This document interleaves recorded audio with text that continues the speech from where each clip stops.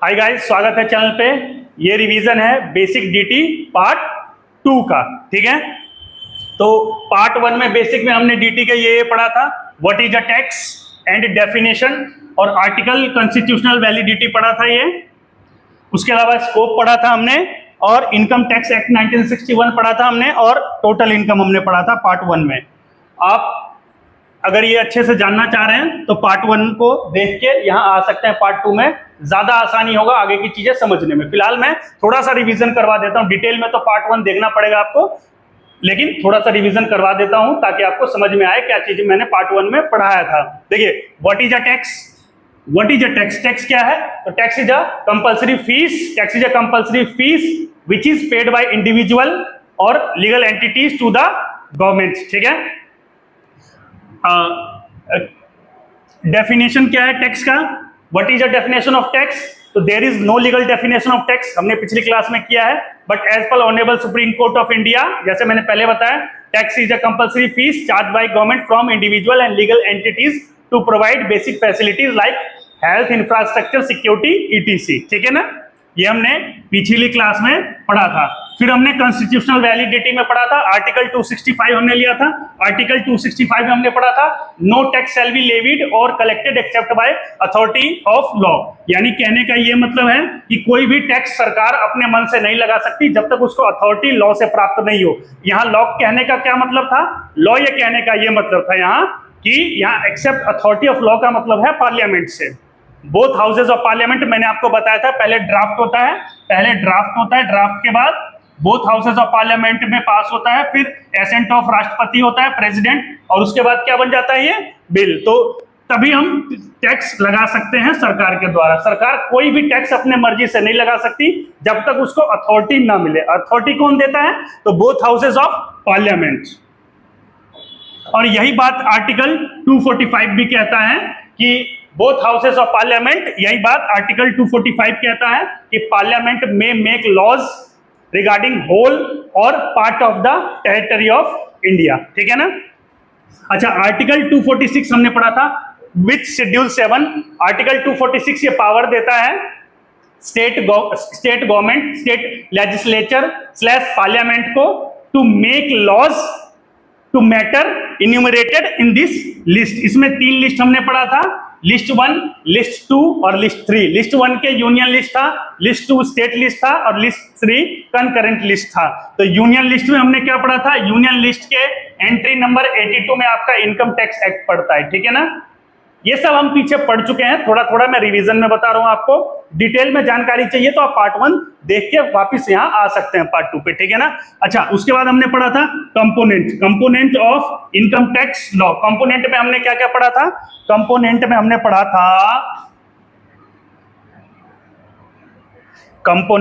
पढ़ा था income tax act 1961, income tax rule 1962।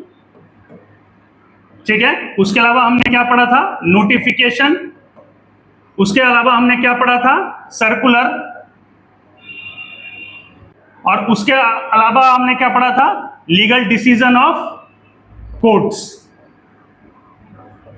तो ये सारे कंपोनेंट थे इनकम टैक्स लॉ के, ये सारे कंपोनेंट थे, यानी कि ये सब चीज मिलके हमारा इनकम टैक्स एक्ट बनता है 1961।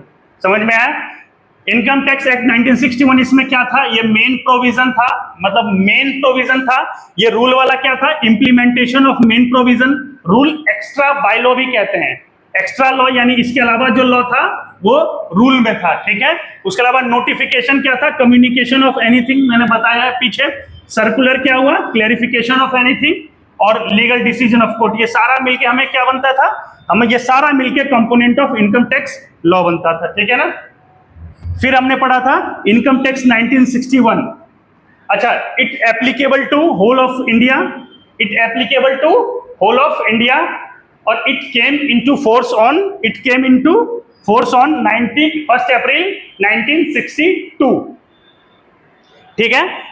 टोटल इनकम उसके बाद हमने पढ़ा था। टोटल इनकम में हमने क्या पढ़ा था? टोटल इनकम में हमने ये पढ़ा था, टोटल इनकम में हमने ये पढ़ा था कि ग्रॉस टोटल इनकम हमारा निकालेंगे ग्रॉस टोटल इनकम हम निकालेंगे, उसमें से डिडक्शन दे देंगे ATC2, ATU, और फिर जो हमारा निकलेगा वो हमारा टोटल इनकम निकल के चला आएगा। इसी पे हम टैक्स लायबिलिटी कैलकुलेट करते हैं, इसी पे हम टैक्स लायबिलिटी कैलकुलेट करते हैं। ठीक है, आज हम पढ़ने जा रहे हैं 8 पॉइंट तो हम पढ़ चुके थे, सिंस मैंने आपको बताया था 3 क्लासेस में रिवीजन इसका खत्म हो जाएगा, तो ये पार्ट 2 है। 8 पॉइंट्स हमने बता दिया था, इसमें भी कुछ पॉइंट्स जानेंगे। 9वां पॉइंट है, देखिए जरा, देखिए charging section, charging section 4, event of taxation, यानी कब किसी आदमी पे टैक्स लगाया जा सकता है, कब कोई आदमी कहेगा कि मैं टैक्स भरने के लायबल हो चुका हूं। ठीक है, चार्जिंग सेक्शन 4 ये कहता है every person whose total income, every person, ध्यान रखिएगा, every person whose total income of previous year exceeds from maximum amount not chargeable to tax is an assessee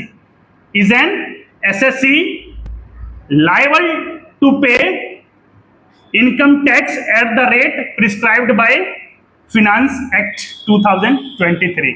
ध्यान से देखिएगा, एक बार और पढ़ते हैं। Every person whose total income of previous year exceeds from maximum amount not chargeable to tax is an assessee liable to pay tax at prescribe rate by finance act 2023। इसका ये कहने का मतलब है कि कोई भी आदमी जिसकी इनकम एक अमाउंट से, एक लिमिट से क्रॉस कर जाए, कौन से लिमिट से, जो लिमिट है maximum amount not chargeable to tax. जैसे मैं बात करूं कि ये लिमिट है 2.5 लाख, क्या लिमिट है, 2.5 लाख लिमिट है, 3 लाख भी है, 5 लाख भी है, आगे फर्दर पढ़ेंगे, फिलहाल हम इसको ले लेते हैं। ये लिमिट है, जो भी आदमी इस लिमिट से अगर ऊपर चला गया, सालाना इनकम अगर ऊपर चला गया, he is liable to pay tax at prescribe rate under the finance act. ठीक है, वही ये यहां भी कह रहा है। अच्छा, पर्सन क्या होता है, टोटल इनकम कैसे निकालते हैं, प्रीवियस ईयर क्या है इसमें, और एसएससी क्या है, ये हम आगे डिस्कस करेंगे। फिलहाल हमने सेक्शन 4 चार्जिंग सेक्शन यानी इवेंट ऑफ टैक्सेशन, कब हम टैक्स भरने के लायबल हो जाएंगे, ये हमें बता रहा है कि जब हमें every person whose total income of previous year, generally देखो, जनरली हम जिस साल कमाते हैं उससे अगली साल हम उस साल का टैक्स भरते हैं। अब आपने यहां एडवांस टैक्स भी पढ़ा होगा, टीडीएस भी पढ़ा होगा, ये सब आगे फर्दर डिस्कस करेंगे। सिंपल चीज में समझिए कि हम पिछले साल कमाते, हम एक साल कमाते हैं, कोई भी साल हम कमाएंगे, जैसे ये हमारा चल रहा है 2023-24 जो बीत चुका है, 2023-24 में हम कमाएंगे और इसका हम टैक्स कहां भरेंगे, तो 2024-25 में। जनरली हम एक साल कमाते हैं, पूरा साल कमाते हैं, और उससे अगला साल जो हमने पिछला साल कमाया उस पे टैक्स भरते हैं। तो जिस साल हम कमाते हैं ना बच्चों, उसको हम कहते हैं प्रीवियस ईयर, और जिस साल इस कमाई का टैक्स भरते हैं उसको हम कहते हैं असेसमेंट ईयर। वैसे मैंने फर्दर आगे डिस्कस कर रखा है, फिलहाल मैंने यहां समझाने के लिए बता दिया आपको, ठीक है ना। फिलहाल मैंने आपको यहां समझाने के लिए बता दिया प्रीवियस ईयर क्या होता है, ठीक है। तो जिस साल हम कमाते हैं, पूरा साल हम कमाते हैं, वो हमारा प्रीवियस ईयर होता है, और उससे अगले साल जो हम टैक्स भरते हैं पिछले साल का, वो हमारा असेसमेंट ईयर होता है, जिस साल में हम टैक्स भरते हैं पिछले साल का, ठीक है। यानी कि प्रीवियस ईयर की बात करूं तो 23-24 हो गया, और इसका जो हम टैक्स भरेंगे कौन से असेसमेंट ईयर में, 24-25 में हम इसका टैक्स भरेंगे, ठीक है ना। ये समझ में आया। ये डेफिनेशन कह रहा है कि हम कब टैक्स भरने के लायबल हो जाएंगे। Every person whose total income of previous year exceeds from basic exemption limit is liable to pay income tax at prescribed by finance act। मैंने क्या कहा कि एवरी पर्सन, कोई भी पर्सन जिसका total income of previous year basic exemption limit से exceeds कर जाता है वो टैक्स भरने के लायबल हो जाएगा एट द एप्लीकेबल रेट से, ठीक है ना। यही ये डेफिनेशन यहाँ कह रहा है अच्छे तरीके से। इसमें पर्सन क्या होता है ये हमने आगे डिफाइन कर रखा है। टोटल इनकम मैंने आपको बता दिया। टोटल इनकम क्या होता है? ग्रॉस टोटल इनकम से डिडक्शन को माइनस कर देना, ग्रॉस टोटल इनकम से डिडक्शन को माइनस कर देना, जो निकल के आता है वही हमारा टोटल इनकम कहलाता है। नेट इनकम भी इसी को कहते हैं, ठीक है, और टैक्सेबल इनकम भी इसी को कहते हैं। इसी पे हम टैक्स लायबिलिटी निकालते हैं, ठीक है, समझ में आया। और प्रीवियस ईयर को भी वैसे हमने डिफाइन कर रखा है और असेसमेंट ईयर को भी हमने आगे डिफाइन कर रखा है और एसएससी को भी हमने आगे डिफाइन कर रखा है। आगे चलते हैं, देखिए पर्सन मैंने यहां डिफाइन कर रखा है। देखिए पर्सन इंक्लूड्स सेक्शन 2 सबसेक्शन 31 में person includes individual, HUF, partnership firm, individual. अच्छा, इंडिविजुअल में कौन सा? इंडिविजुअल में आपका आ सकता है नेचुरल पर्सन, माइनर भी आ सकता है आपका, अनसाउंड माइंड भी आ सकता है आपका, अनसाउंड माइंड भी आ सकता है यहाँ, ठीक है ना। पर्सन में क्या क्या आ सकता है? इंडिविजुअल में नेचुरल तो आ ही सकता है, माइनर भी आ सकता है और अनसाउंड माइंड भी आ सकता है। अगला हिंदू अनडिवाइडेड फैमिली, ठीक है, पार्टनरशिप फर्म इंक्लूडिंग एलएलपी। अच्छा, एक्सेप्ट कर देंगे यहाँ 44AD और 44ADA, आगे डिस्कस करेंगे फर्दर क्या है, ठीक है। कंपनी में all company, association of person, body of individual और local authority like MCD, DDA, etc और आर्टिफिशियल जुडिशियल पर्सन। तो पर्सन के डेफिनेशन में कौन कौन से आ गए? पर्सन इंक्लूड्स 1 2 3 4 5 6 7, ठीक है ना, याद रहेगा 7 चीजें हैं। कितनी हैं? 7 चीजें। Individual HUF, partnership firm including LLP except 44ADA and company, all company, ठीक है, association of person, body of individual, local authority और आर्टिफिशियल जुडिशियल पर्सन। ये पर्सन के डेफिनेशन में आ गया, ठीक है ना, गॉट इट। आइए जरा एसएससी देखिए, एक तो पीछे हमने पढ़ा है पर्सन, ये भी थ्योरेटिकल में बहुत जगह पूछे जाते हैं, बहुत बार आया हुआ है और सबसे ज्यादा बार जो आया हुआ है ये हमारा एसएससी है। बच्चे इसमें ही कंफ्यूज बहुत बार हो जाते हैं कि आखिर ये क्या चीज है। इसका डेफिनेशन बहुत अच्छे से और बहुत क्लियर से हमने लिखा है, एसएससी क्या, ठीक है ना। एसएससी सेक्शन 2 सबसेक्शन 7 में ध्यान से देखिएगा, any person liable to pay tax और any other sum under this act. कोई भी आदमी टैक्स पे करने के लायबल है या अदर सम पे करने के लायबल है अंडर दिस एक्ट, वो एसएससी कहलाता है, ठीक है। और in respect of other person income और losses if he is assessable. In respect of other person income, अगर दूसरे पर्सन के इनकम के लिए और लॉस के लिए अगर वो एसेसिबल है तो भी वो एसएससी कहलाएगा। ये क्लबिंग प्रोविजन में हमने पढ़ा था कि ट्रांसफेरर, sometimes transferor is liable to pay tax। ट्रांसफेरर किसके बिहाफ पे लायबल होता था, याद है?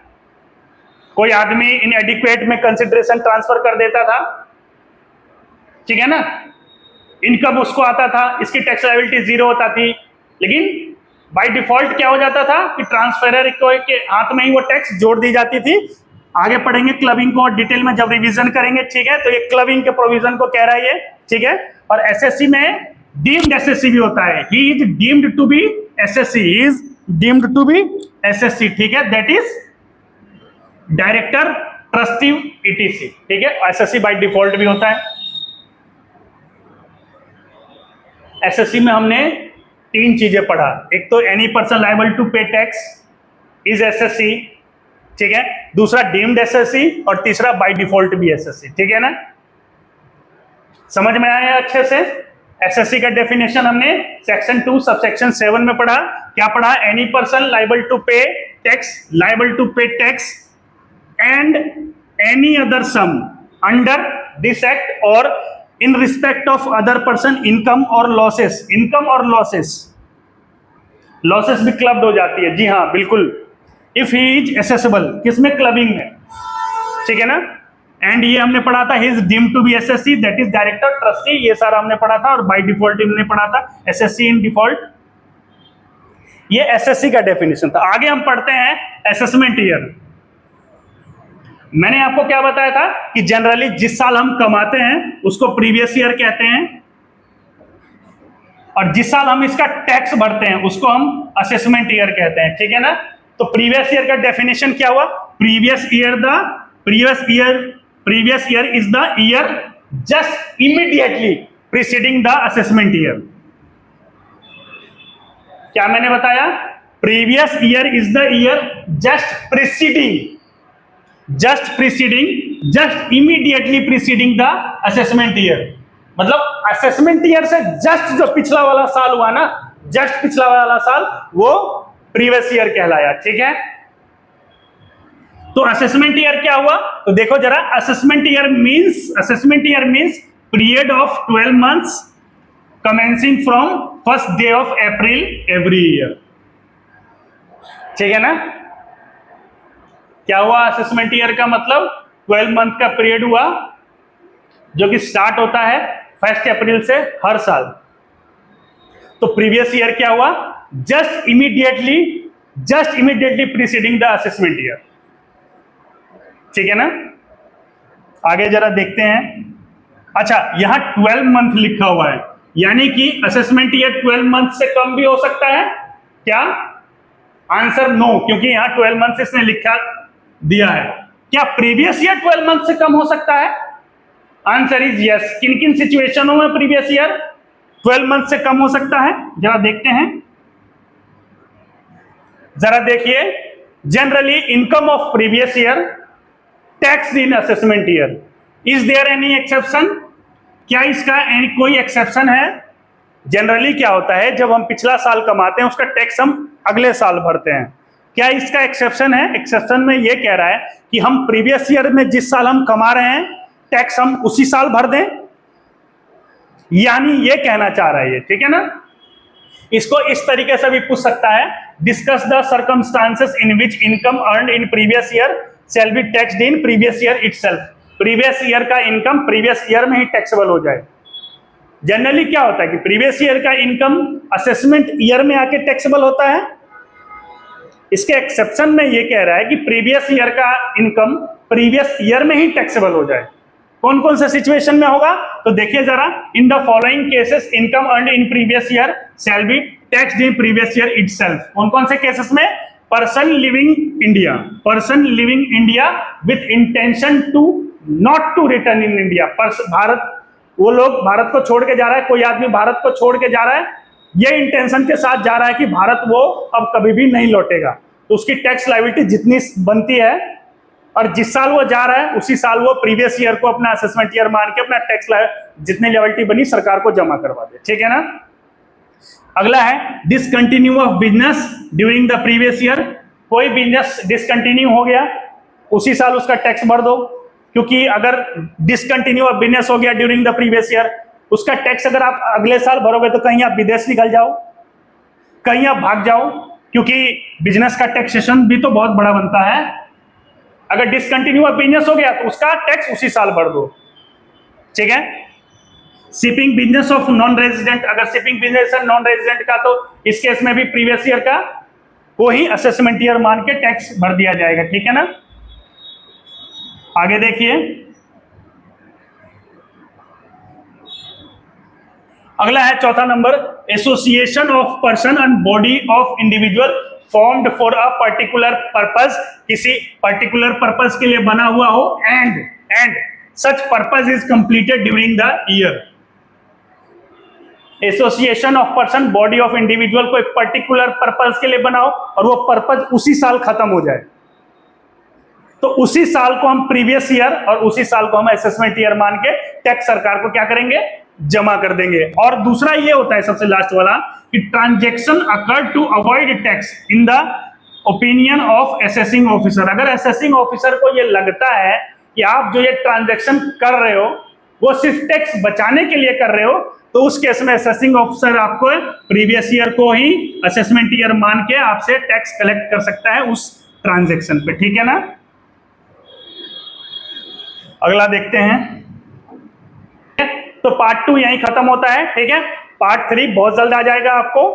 पार्ट 1 आप देख सकते हैं, पार्ट 2 देख सकते हैं, और पार्ट 3 बहुत जल्दी आने वाला है, पूरा ही चैप्टर का कवर हो जाएगा, ठीक है ना। थैंक यू, जय हिंद।